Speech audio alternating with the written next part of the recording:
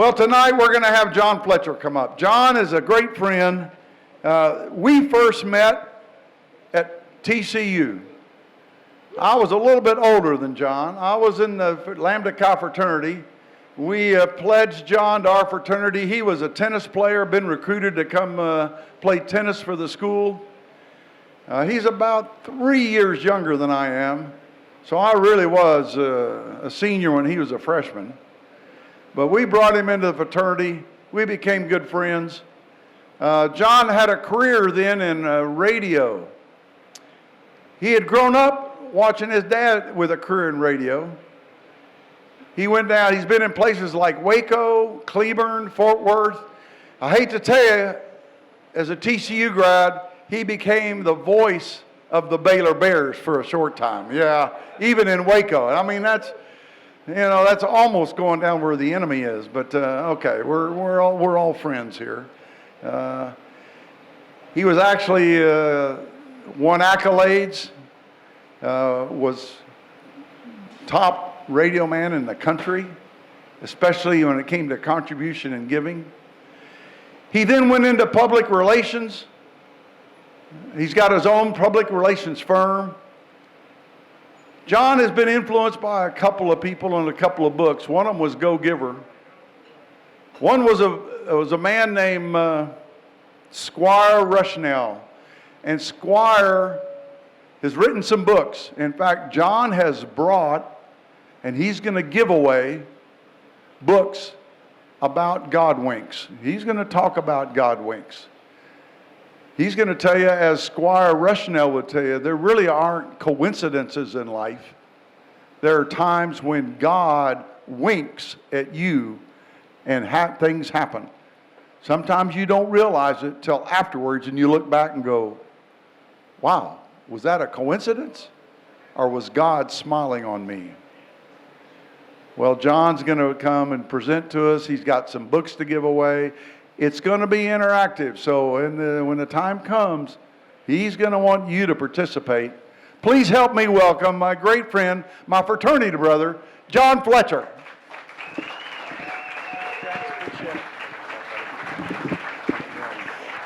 I wasn't really the voice of the Baylor Athletics. I was the executive producer, which means I was behind the scenes. And so if they won, I took credit for it. If they lost, I had nothing to do with it. In the intro that he sent in the email, he mentioned that I was indirectly the #1 tennis player in the world. So let me tell you how you get there. My daughter once asked me, how good were you? And I said, indirectly, I'm #1. And she said, explain it. And I said, when I was 18, I beat Tommy Roberts, who was 16. When Tommy was 14, he beat Dale Ogden, who was 12. When Dale was 16, he beat Jake Ward. Jake Ward beat Jimmy Connors when they were 12. Jimmy Connors beat Sampras and all the other guys. So indirectly, I have wins over Novak Djokovic, who just won Wimbledon, and everything else. So then she asked me, if you were on the court with Novak Djokovic right now, what would the score be? I said, I wouldn't win a point, and unless he started laughing and double faulted, I might get 1 point, and that's it. I wear the TCU shirt because in all this time of name, image, and likeness that's starting right now, I was the first name, image, and likeness in Southwest Conference history because several different schools paid TCU to take me so they could all play against me. So I called it a reverse scholarship. Whatever it was, it still worked. I got the education. Okay, go ahead and hit that next slide. Does anybody realize who that guy might be? Who could that guy be? I was looking in my college annual. The guy's name is Tex Brown.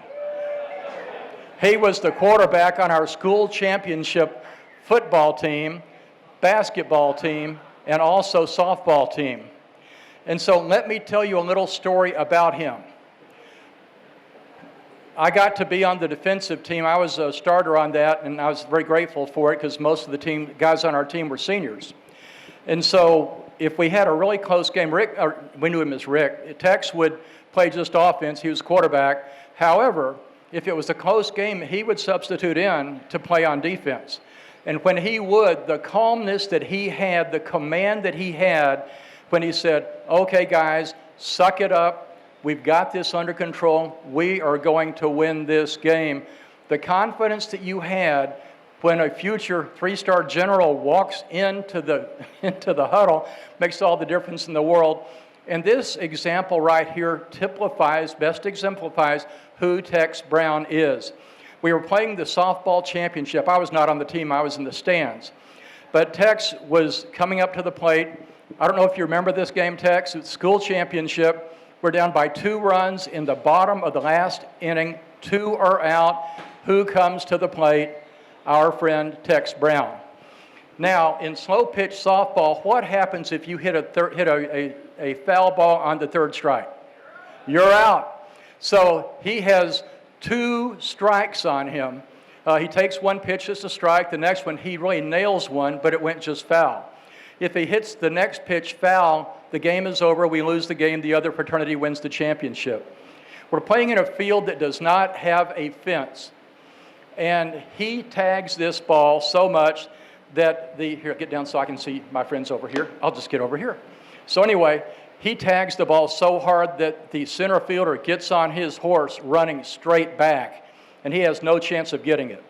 And so the bases are getting cleared, and all of a sudden, from right field comes this gigantic, massive wind, probably 20, 30 miles an hour. It's pushing that ball so that you've got that center fielder taking off. Now he's realizing, hey, this is going away over here. Now suddenly the left fielder guy's running for it. And so if right here is the line, the third base line, everybody's sitting there watching. Goat or hero, what is it? 6 inches inside the line, fair. That is typical of Tex Brown as the clutch player in business, in the community, in school, certainly in our military. It was an incredible, let's give him applause. Steve, do you have that video that you could crank up real quick? Y'all may have seen this before, but I think it's worth seeing again.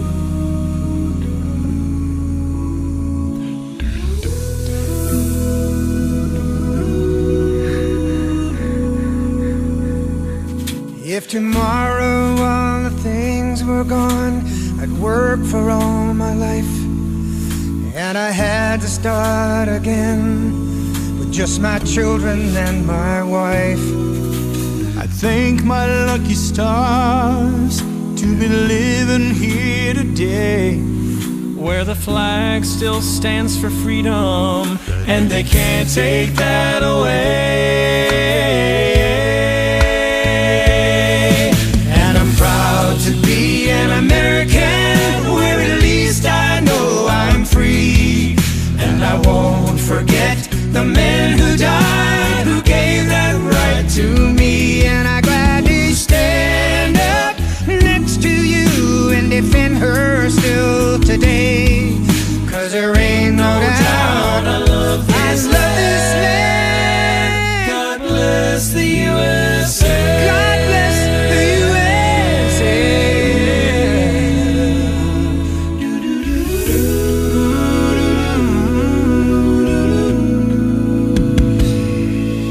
From the lakes of Minnesota to the hills of Tennessee, across the plains of Texas, oh, from sea to shining sea. from Detroit down to Houston and New York to LA, where there's pride in every American heart, and it's time we stand and say, oh, and I'm proud to be an American, where at least I know I'm free. And I won't forget the men who died, who gave that right to me. And I gladly stand up next to you and defend her still today, 'Cause there ain't no doubt I love this land. God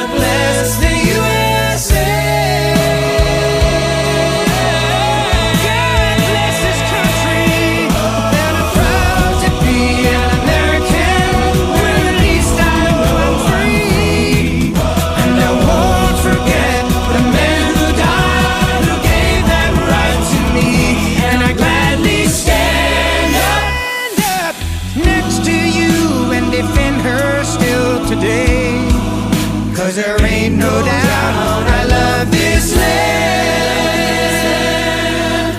May God please bless the USA.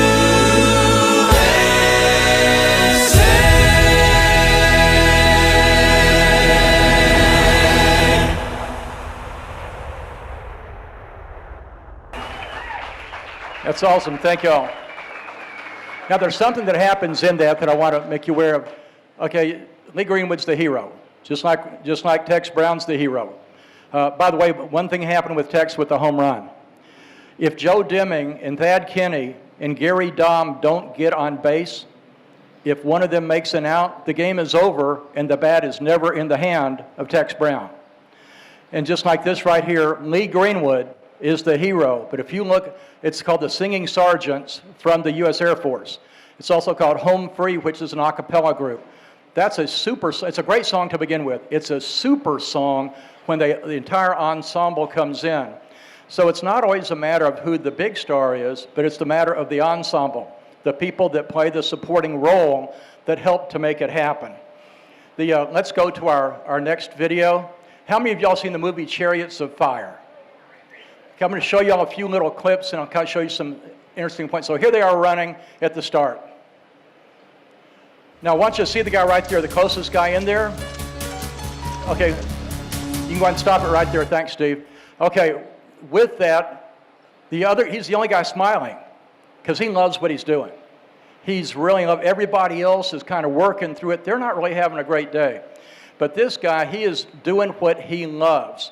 And so he is going to end up becoming the unsung hero, and I'm going to have y'all tell me why. Okay, let's hit the next one. Here he is in his race, and it's the 200 meters. He comes in second. He wins a medal. Okay, thanks, Steve. Now, that becomes significant in just a moment. So he wins a medal. Let's go to the next one. We might or we might not. Let's see what happens. Sometimes the buffering takes place. Okay, that's him right there. So he's finishing his race. He gets second. Okay, now let's go to the next.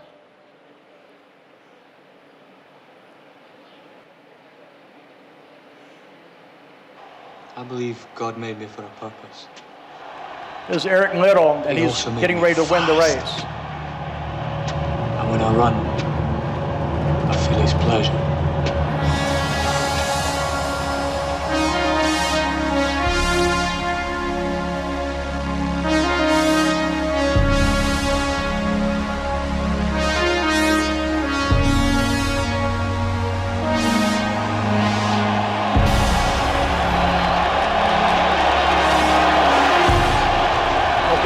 Thanks, Steve. Hold on. Now, there's something that happened between that I apparently had something queued up wrong. But what happens before this, what is the reason why there's so much drama about him and he may not run? What's the deal? Won't run on Sunday, right? So the guy that we just saw finish silver, his name's Andrew. Do you remember what he does? He goes to the Olympic Committee and says, I've already won my medal. I know that he can't run on a Sunday. I recommend another day, another race. Let's let him run on Thursday in the 400 meters. I know it's something he doesn't normally run, but I would just love to see him compete. So it all works out, and so he ends up winning. Now I can show this one final clip. If you look real closely on the right-hand side, the guy in the sweater and white pants, that's Andrew. That's the guy who gave his position for him to win. He's celebrating with him the most. Because, look right there on your left, that's him. He's the sub-hero. Because with him, that's good right there, thanks, Steve. Because without him, the race never happens for Eric Little. And we don't have the great movie.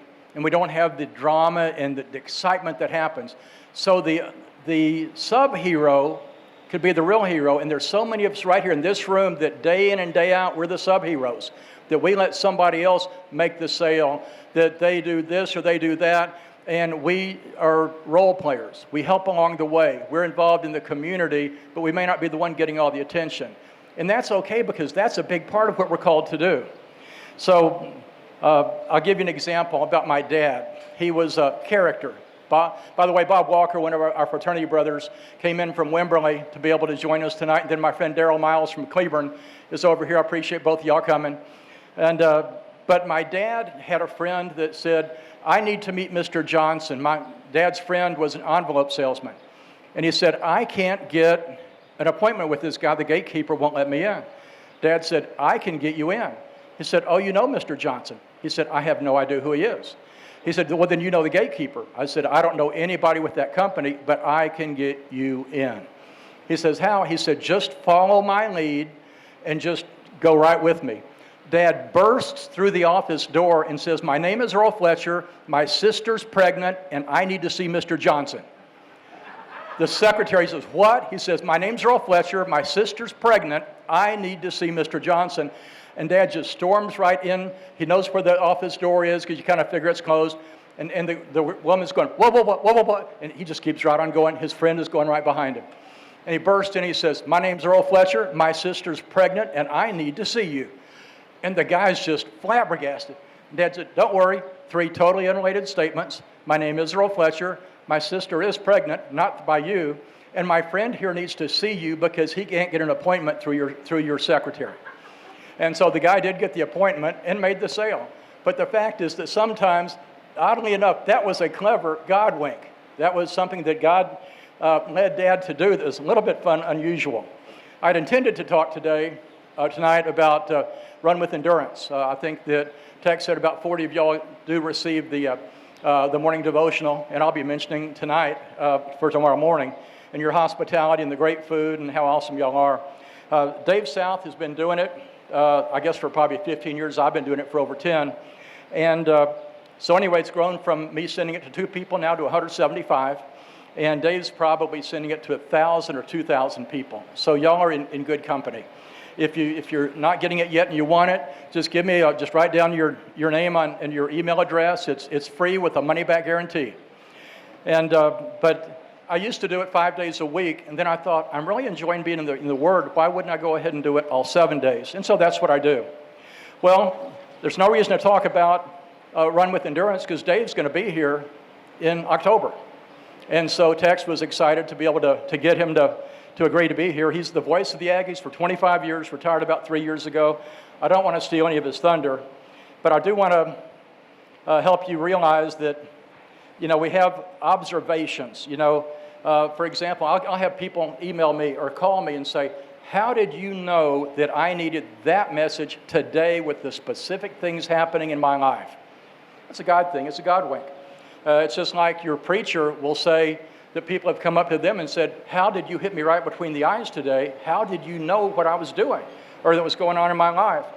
You just have to realize we receive a lot of thoughts to share, and God gives us these and gives them to us for the right time, for the right people.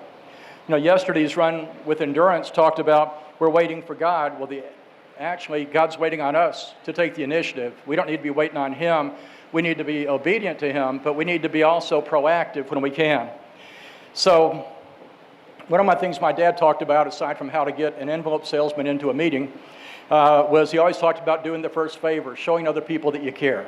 And just to reemphasize what Tex said, these books up here, they're free. I'm not selling them. They're free. And these books allow you to see the many ways that God winks at you through others, and also gives you the opportunity to see how God winks at others through you. There's things that you do, and that's why why we had Ann give you the note cards. Be writing down any kind of notes, anytime that you thought, this happened, this success happened, and it's all because I'm so brilliant, I'm so smart, and I thought of this all my own. Wrong. It came up because God decided to bless you, and He blessed you with a thought. And you took that thought, you took that seed, you took that kernel, and you made it something special. But the fact is, God played a role in that. It's not all yours. So I'm going to be asking some of y'all to share a couple of your God winks in just a few minutes. So jot a couple notes down because I think that we would all like to hear some from you. I'll give you a few other examples. A God wink is a divine appointment with God that we write about as luck or coincidence. A good example, Elena Raya Bakina, whoever it is, the girl won Wimbledon. this last weekend. Well, the announcers said that 4 years earlier, she was a member of the Russian Federation, of the Tennis Federation, but they dropped her sponsorship because she wasn't showing the promise. She wasn't going to be at the elite level, so they were going to provide funding and training and facilities for her to work out. Well, the God wink, it took her 4 years, but in 4 years, she became the Wimbledon champion because God delayed the God wink. Here's the other God wink. If she was still in Russia, in the Russian Tennis Federation, what would have been her chances at Wimbledon? Zero. She couldn't have gotten in. Russians and Belarusians could not get in to play. And so by the fact that she was playing for Kazakhstan, gave her the chance to play and win Wimbledon, the most prestigious tennis tournament in the world, and she would not even have been able to play if she had stayed on with Russia. So the question comes up with, how long have you been waiting for your God wink? So I'll tell you about one that I waited for 10 years on. Several years ago, one of my friends, Kerry Hobbs from Waco, called me up and he said, I'm on the athletic cabinet at Texas Tech. See, I'm equal offender. Baylor, TCU, Texas Tech. We'll get to your Aggies in a few minutes. But anyway, he called me and said, I'm on the athletic cabinet at Texas Tech, and I just met this last weekend with Bobby Knight, who is our new basketball coach. This has been a few years back. And he said, Coach Knight has told me two things. Number one, anybody who played for him wants his son to play for him. Number two, he also said that any kid he can get on the campus, he can sign. He said, but the problem is there's this media bias against Lubbock and Texas Tech, and you can do something about it. I said, well, what can I do about it? He said, well, your two friends on the morning show at WBAP in Dallas-Fort Worth are the two worst offenders, Hal J. and Steve Lamb. They're always running down Lubbock and Texas Tech. I said, well, I got the solution for this, because this is like 10, 12, 15 years ago. They used to do comedy bits at 6:54 and 7:54 in the morning. I said, well, they do on Fridays, they do a comedy bit about Willie Landum, Fishing Guide to the Stars, and they make up the name of lakes and lures. It's really a funny thing. So we'll just have them just tear up Lubbock. And so they're doing the bit, and so the guy, Willie Landum, is supposed to be doing his bit, and he says, okay, our house is, where are we going to go this week? He said, we're going to go to Lubbock. And now here's the key. Everybody in the whole broadcast booth was in on it except for Hal J. It had to be real. So I worked it out with Hal's program director and station manager. Said, here's what we want to do. And I explained the whole thing. They said, it's fine with us. And so, we make the call. The other thing that we do is I work out with Hal's wife that you have, and this is 2 weeks in advance, you've got to tell Hal that he never spends time with your mother. She's coming into town in 2 weeks, and you have to spend all day Saturday with her and me. And so all that stuff's all set up. So anyway, Hal tears up Lubbock just terribly. Well, the following Monday, he gets a call from Bobby Knight. And they're getting ready to go into a comedy bit, and Steve Lamb says, hey, we got a listener call, you better take it. Hal says, we don't take listener calls. Steve says, you're going to want to take this one. He says, I don't. He said, take it. Picks up the phone. Hi, this is Hal. Hal, this is Bob Knight. He goes, man, that's a pretty good Bobby Knight imitation. Hal, Bob Knight, Texas Tech Red Raiders. He goes, that's a really good imitation. Hal, this is Bob Knight, Texas Tech Red Raiders. This is Bob Knight. Oh my gosh, I got Bobby Knight on the phone. Coach, what do you want? What can I do for you? He says, well, you and Willie were tearing up Lubbock on Friday, and we need to fix that. And Hal said, no, we weren't. And Steve says, yeah, you were. And so the whole place is going nuts. He says, have you ever been to Lubbock? And he said, nope, see, they were there too. Anyway, he said, have you ever been to Lubbock? He said, no. He said, well, you're coming this Saturday. We're sending an airplane for you, and you and your entire morning crew are going to come to the game. We're playing Iowa State at 1 o'clock this Saturday. And so the whole morning show is all hoorah, and they're all so excited they're going to be doing the deal. So the stuff gets all done, and then they hang up the phone, they go into commercial break, and Hal says, I can't go.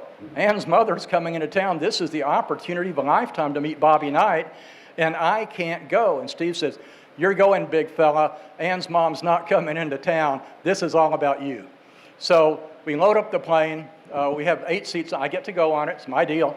And so we even have 2 extra seats, and we auction them off. with half the money going to the library fund at Texas Tech at the request of Coach Knight, and half to Children's Medical Center in Dallas. So we do that, and the plane picks us up. We get to Lubbock.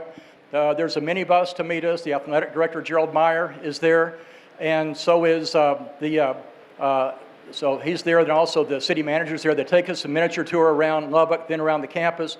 We go into the United Spirit Arena, go downstairs, and there is Bob Knight. He preferred to be called Bob Knight. So anyway, he does about 5 minutes of sit-down comedy, and it was fun, but he had a game to play. And so he was kind of anxious, and Coach Meyer said, if he wins, you guys are in for a treat. Well, they won. We go back downstairs, 45 minutes of Bobby Knight stand-up comedy. It gets better. We get ready to go to the airport. We get there. Each of us has a bottle of Estacado wine in a box with our name on the label. Each of us gets an autographed basketball from Bob Knight, all this kind of stuff. So we get back, and what happens on Monday? 4 hours about nothing but Texas Tech, Bobby Knight, and Lubbock, Texas. And so my friend Kerry Hobbs calls me and says, it couldn't get any better. It is absolutely the best it could possibly be. The regents, the trustees, everybody is thrilled. The chancellor loves this. And I said, we can do Houston in a couple weeks. He said, what do you mean? I said, we just go do it on KPRC. In 2 more weeks, we'll just set up the whole thing. And we did. It also was a success. By this time, we're at the end of the season. So then the next year, I'll do it in San Antonio on WAI, AM, FM, and TV. And so all this stuff happens. And for all these years, before I started doing some research for this very evening, I thought, am I not brilliant that I made that happen? And then God revealed to me, it was never your idea, stupid. It was a God wink. And until I read the God wink books, I didn't realize that this whole thing was a God wink. But here's the other part. Just like the tennis player, Elena, whatever her name is, I can't pronounce it, she had to wait 4 years. So I didn't charge a thing for this. I do the thing because Kerry Hobbs is a friend. 10 years later, almost to the day, I get a call from Kerry Hobbs. We have some projects we need you to work on for us. Over the next 3.5 years, he pays me $135,000. Now, I had to work for it. I didn't just get it as a bonus. But the fact is, I was patient. I never held resentment. I never asked for money. And because I stayed pure in my relationship with it and just realized it was fun to do it, I didn't need to get anything out of it, God rewarded me with a God wink, but it took 10 years to make it delay. So my question for y'all are, what are some little God winks that y'all would like to share that have happened to you that at first you thought, I'm just so darn smart, that now you're really realizing, well, maybe it was a gift from God? Who's got some that you maybe have written down that you want to tell us about real quick? Here's the most shy guy right here. Who's got one you want to share? Here, we got somebody back there, Tex, if you can. Where about?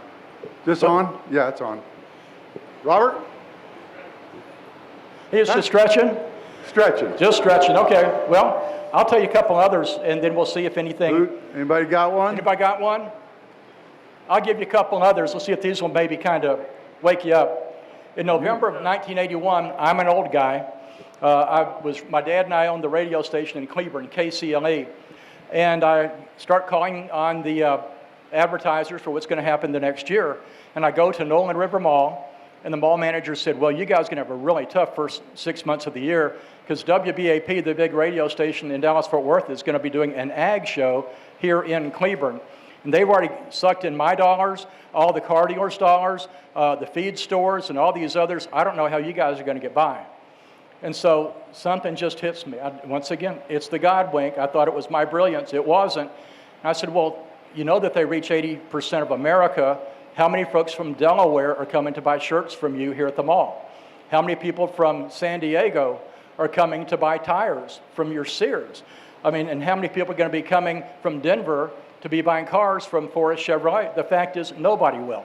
You know, the benefits to a station with that kind of signal are for the Budweiser beers, the Coca-Colas, the Mrs. Baird's bread. And I said, but I'll do you an ag show. And so then I left. Then I get back to the radio station. I called my dad. I said, I think we've got a problem. I may have overloaded my mouth. But I had no choice because we were about to lose our biggest advertisers for 6 months. Well, we end up bringing in Jerry Clower, the country comedian. Anybody know who he is?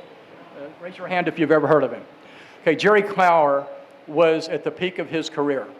And so we bring him in, and so we take January and February, our 2 worst months of the year, turn them into our 2 most profitable months of the year.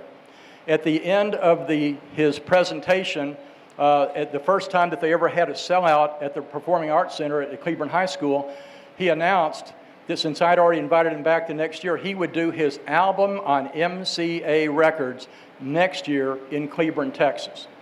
And he did. Now, once again, the key is it was a God wink. I had no intention of doing an ag show. It was the last thing in my mind.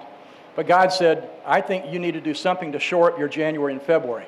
And so he gave us a way to do it. Our 2 worst months became our 2 best. Another thing that happened in Cleburne, these are God winks. Once again, be thinking about some of these that you could share with us. Wendell Dempsey ran the taxi service in Cleburne. Now, the taxi service in Cleburne is not a real lucrative business. It wasn't back then, it wouldn't be right now. I mean, there was no other service. Sure, his taxis were falling apart half the time, but he did his best because there was no revenue to help make it work. Well, the city council just tore him to pieces. I was there because our newsman was on vacation. And so as I'm doing that, I'm asking, can we give this guy a fair chance? So I called him up and I said, I'd like to interview you on the radio and have you give your side of the argument. And so we did it, and it was fair to him. And anyway, he had a little bit of relief from the city. And so he calls me up and he said, I have another business. I have an automotive warehouse. I'm a distributor, and I distribute to people all throughout Texas. And I keep on getting this word called coop advertising, and I don't know what it is. Well, coop advertising was co-op advertising. And that co-op advertising is where the manufacturer would pay for half or all the cost, depending upon which brand it was. So anyway, he said, if you can figure out what it is, I'll let you have it all. Well, we found a lot of it that was 100% paid, which means that if it was AC Delco, that if he had $3,000, then he paid nothing out of his pocket for it. So by being nice to this guy, in a God wink, just trying to be kind, we generated $24,000 per year, which was more than 10% of our annual sales, all from one guy, all from his coop advertising that he didn't know what it was. It's a God wink. We were moving our radio station. We were putting a radio station. We were going to put this FM station that we bought out of Hillsboro. We were going to put it in Cleburne. We were going to broadcast day and night in Cleburne. We were going to be the voice of our hometown. And my mentor, that I had been my first boss in radio, from Conroe, called me and he called me John Boy. He said, John Boy, I think we got a problem here. He said, you're about to go broke. I said, I don't understand what you're saying, Rusty. He said, come see me. So I go to see him. At this time, he has a radio station in Longview. And so I go out there, and he said, you go see your 12 biggest advertisers, and you tell me if any of them do not say, I'll take my existing budget and put half on the AM and half on the FM, but I'm not going to spend another dime with you. And I went and talked to the 12, and all 12 said, that's exactly what we're going to do. And so he said, you're going to go broke, you just don't know it yet. He said, now, let me tell you what is going to work. He said, there's a little town called Tokio, T-O-K-I-O. It's just west-northwest of Hillsboro. No, I'm sorry, west-northwest of West. Makes it even better. And he said, there's a hill there, and you can put what we call a city-grade signal over Waco, and I can show you how to program your station and make you #1 in the market and help you make a lot of money instead of going broke. And we did. Once again, not because of my wisdom. It was the last thing on my mind, the last thing on my father's mind. We were going to be great stewards of Cleburne and just go broke until Rusty Reynolds said, God has told me to wink at you and to give you a pot of money as opposed to having you go broke. And he did, and it worked. Has anybody got Okay, John, can you hear me? I got one over here. Yeah, go ahead. And before I give it to Sammy Viala, I'm reminded you said the statement, be the first to do a favor. Right. Be the first one to do something for someone else rather than wait for them to do. We've just heard 2 or 3 examples of where John was the first to favor someone else, and it turns out returned in a favor. Here's Sammy Viala. Thanks. Hi. So I served in the United States Army And I'll give you the very short version, but after serving in combat tours, started a business with some friends over in Northern Virginia, government contracting firm, and then that went bust. Had a very selfish, greedy partner, and he took us down. And my wife and I and my kids found us with no savings, nothing, as we invested everything in this business. And so we end up moving out here to San Antonio because a friend of mine was hiring at the time for a job out here, and I'm like, well, let's go to San Antonio and see how that works out. So we came out here, and in the meantime, I'm not a believer in God, and I didn't believe in God. Multiple combat tours, it's a long story, but anyway, I have no faith in God, and that, I'm trying to do things my way in Northern Virginia, right? I'm wanting to do what I want to do, start this business. I thought it was the end of the world when he took our business down, and I didn't see I'm like, man, this sucks. This is what I wanted to do. This is what we were going to do. But now I'm over here in San Antonio trying to make up, my losses. And lo and behold, in this dark moment, this dark time that I'm in, I almost took my own life. And 2 days after almost taking my own life, a friend of ours gets in my car. I'm giving her a ride, and she invites me to church. And I'm like, yeah, I just haven't found one that I really like, but thank you. But I know now it was the Holy Spirit, but the next morning I woke up compelled to want to go to church. So I went there to mock people. I went there to entertain myself, and God turned it all around. I got saved, I was baptized, and he took me in a whole nother direction, right? And get this, thank you, but get this, it gets better. Just last Sunday, I gave a sermon at my church. I was the guest speaker there, not this past Sunday, 2 Sundays ago. Well, a couple days ago at church, a young man comes up to me, and he says, oh no, it was the same day, right? The same day that I spoke, this young man comes up to me and says, Sam, I just wanted to thank you. He shakes my hand, and he says, in front of his wife, who's crying, and I don't know why, and he says, I was going to kill myself this weekend, and I only came to church as a last kind of a gift to my wife. She wanted me to come, so I thought I'd just come and give her last wish before I took my own life. But now, after hearing you speak, I'm determined to get over this and be saved and move on. Just amazing. Thank you, Sammy. Thank you, Sammy. I'd like Let me add, Sammy has just produced a book. It's already getting ready to be a top seller. Tell me the name.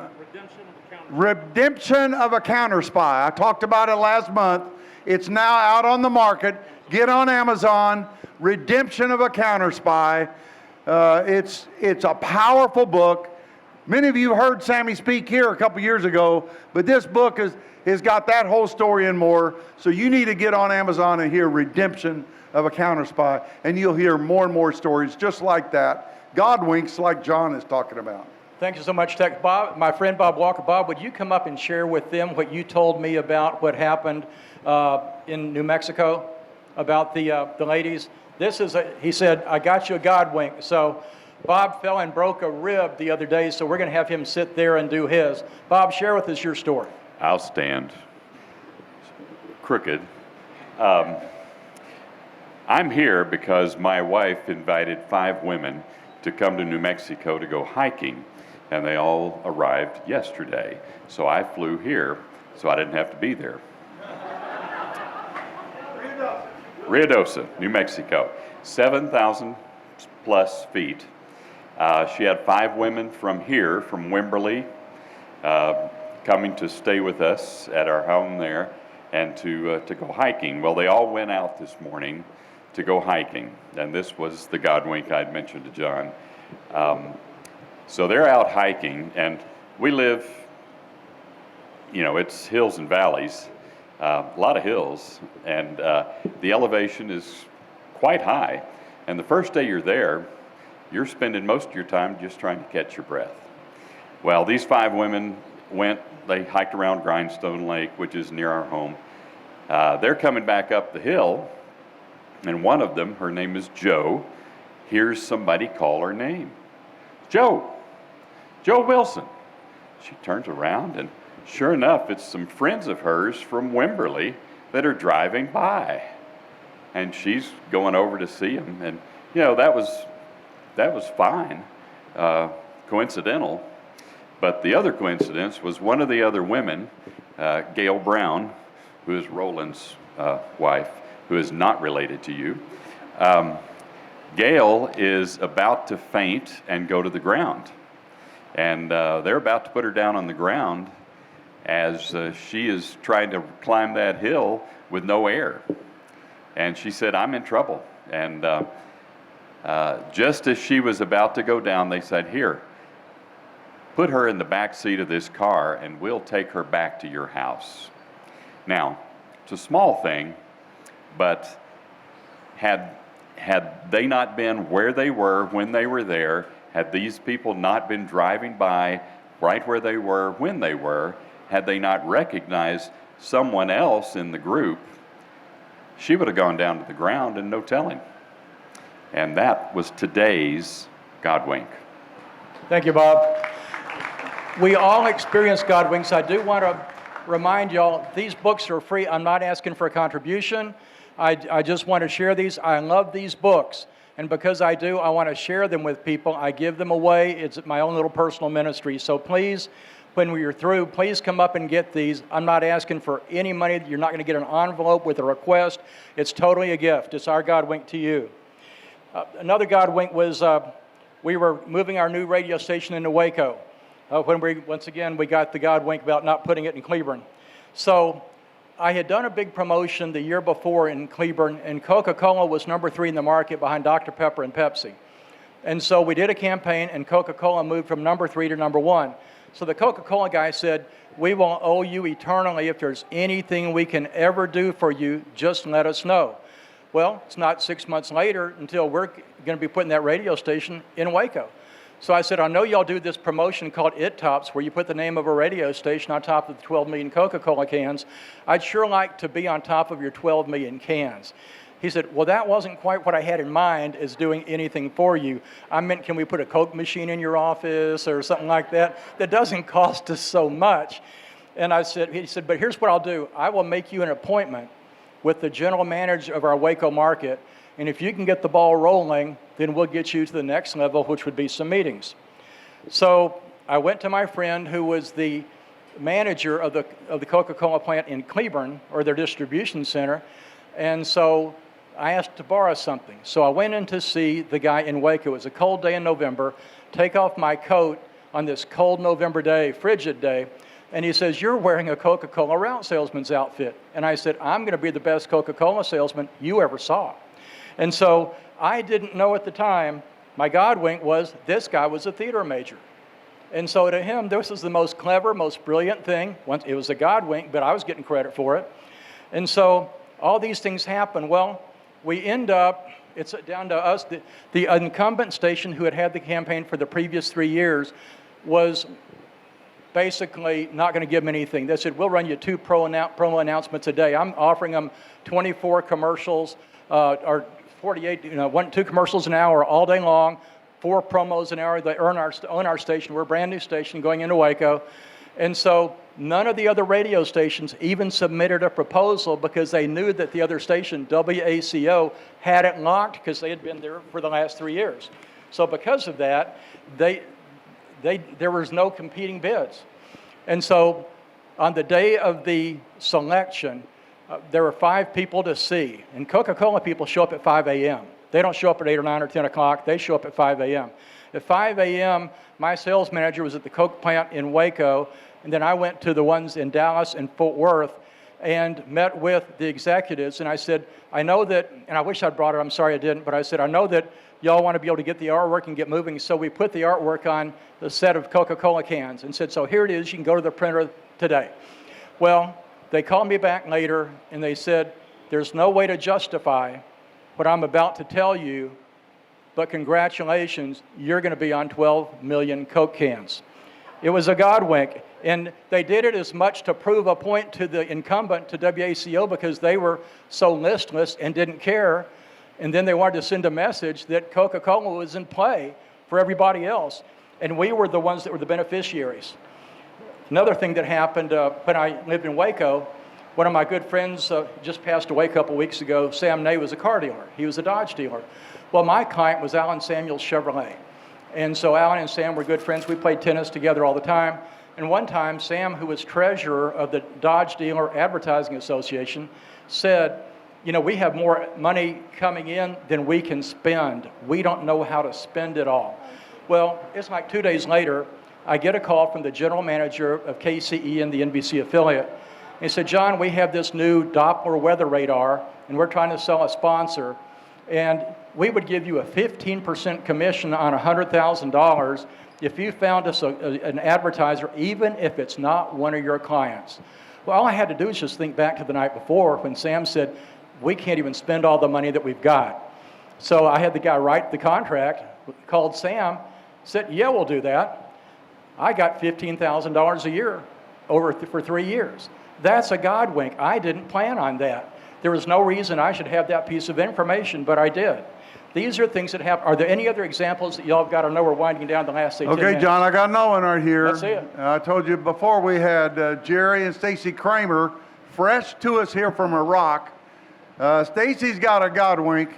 She's got a Holy Spirit moment that she wants to tell us about. So we took in a girl, she's Iranian, and she fled from Iran, and she is now on the streets in Iraq. And when we discovered that she was a believer, we took her into our home, and I later asked Jerry, is it okay that I put her in your office? And so we began to disciple her daily, only to find out that 1, she was a former prostitute, 2, she was borderline personality disorder, and 3, she was suicidal. And I'm glad I didn't know that before we invited her to live in our home in my husband's office. But we began to just disciple her and pray for her every single day. And then when we found out she was a former prostitute, we said, well, we want to reach the prostitutes here in Iraq. And she said, well, I want to reach them too. I said, well, let's pray. And so we disciple her and teach her how to share the gospel and how to witness. She goes out with another girl and 2 men, because you can't go by yourself. And I just laid hands on her and I said, you're going to have fruit the first night, sweetheart. And they go, guess what? She has fruit the first night. She leads 2 prostitutes to faith. On Thursday, she's witnessing to them in the red light district. On Friday, they're over at our house having dinner. On Sunday, they are baptized with the water baptism and having the Lord's Supper. One of the prostitutes who is now redeemed goes into Iran and leads her entire family to faith, including her sister, who has a 35-year prescription opiate addiction. She leads her to Christ. They come over from Iran into Iraq. We train them up for 4 days. We lay hands on them, and we tell the addiction to leave in the name of Jesus. And I don't know if y'all know Heidi Baker, but apparently she prays where heroin addictions can't have cravings or withdrawals. And I'm like, same God. And oh, by the way, no cravings, no withdrawals in Jesus' name. So guess what happened? No cravings, no withdrawals. Here's the God wink, though. We did a favor for her first. She comes over to my house with her laptop, gets up on WhatsApp video, and says, my sister, who is a lesbian, and her partner are ready to come into the kingdom. I'm going to give you the honor of saying the prayer. So she gave me the honor to lead her lesbian sister and her partner into the kingdom of God. So we do it. We blink, and the 2 lesbians had led 5 more people to faith. That's 7. So we send her over there to train them for 4 days. By the time she's done, there were 8 baptisms. We blink. There are now 15 people in this, we call it the Grease Fire Division, who have come to faith. And so we go, Jerry and I go back over, and we do 10 more baptisms. We train up 1 kid.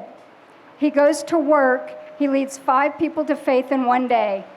And I'm telling you, that is a death sentence in Istanbul. These are Iranians in Turkey. he goes back to work, leads 5 more people to faith. And Jerry and I are getting videos of all these people being baptized off the coast of Istanbul. Today, from that one God wing, we have at least over 40 new Iranian believers inside of Turkey who are delivered from drugs, alcohol, sexual perversion. And oh, by the way, the lesbians broke up.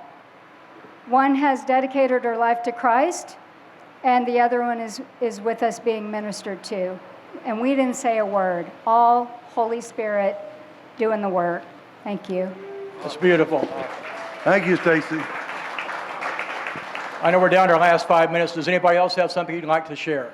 Daryl?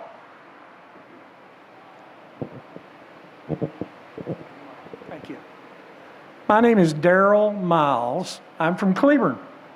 I'm John's brother from another mother. John and I have been friends for over 40 years.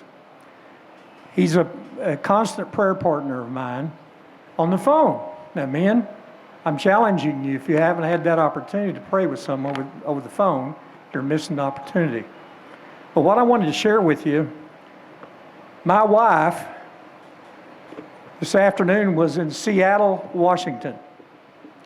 Now, I'm trying to figure every way I can to stay at home, men. You've done this before.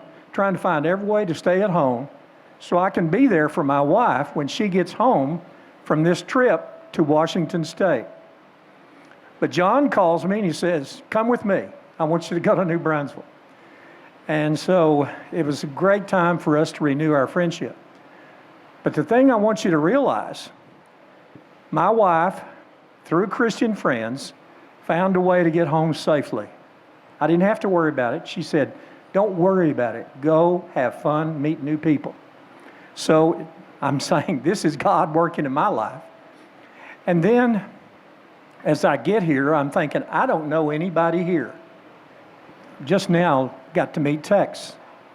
But the thing that I wanted to say, it's another one of those God winks. Y'all just heard a name a few minutes ago by the name of Lee Wilson. Lee and her husband, we all graduated from Howard Payne together. And it is so wonderful. I've heard about you for years.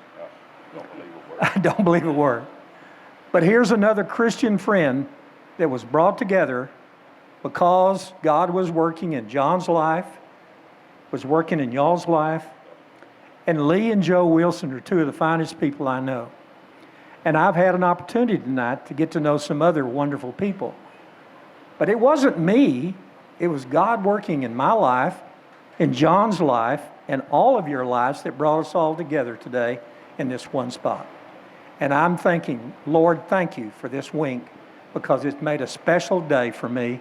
And I thank you for your love, your kindness, and your grace. Thank you, Daryl. I'd like to share one more story. Let me say one thing, John. Sure. Daryl brings up Howard Payne University. One of my best buddies in high school I graduated with. As I went to TCU, he went to play football at Howard Payne. His name was Larry Kelm, and he and Daryl were best buddies at Howard Payne. There you go. That's not a coincidence. That's a God wink. Exactly. So one more story to share. When my son was 10 and my daughter was 7, we were riding bikes we lived in Woodway, so part of Waco, and we're driving across the bridge that goes over Highway 84. And so our son gets a little bit ahead of us, catches the ADD from his dad, gets it honestly. And so he turns left, and we've got a green light, but we don't have an arrow. And so these cars are coming up, and they're coming up pretty fast, and they throw on their brakes. And he drives through. So we hurry over to him, and one of the cars pulls over. So I asked the guy, I said, thanks so much for stopping. He said, I didn't see anything. There was a big blur. I didn't see a kid riding a bike. Big flash. God wink. God protects us. He inspires us. When we see our brilliance, we see luck and we see coincidence, and we say, I'm awesome. God's saying, you're welcome. Someday you're going to understand. As we leave, just remember that every hero owes somebody something. Sub-heroes are critical and need to recognize the role that we play. And God loves humble sub-heroes, so as we shine the light on Him, we also need to shine it on others. Thank you very much. Don't forget the books. The books are free. Please come up right here. Grab a book, please. We've got like 60 of them. Thanks, James. Thank you, John.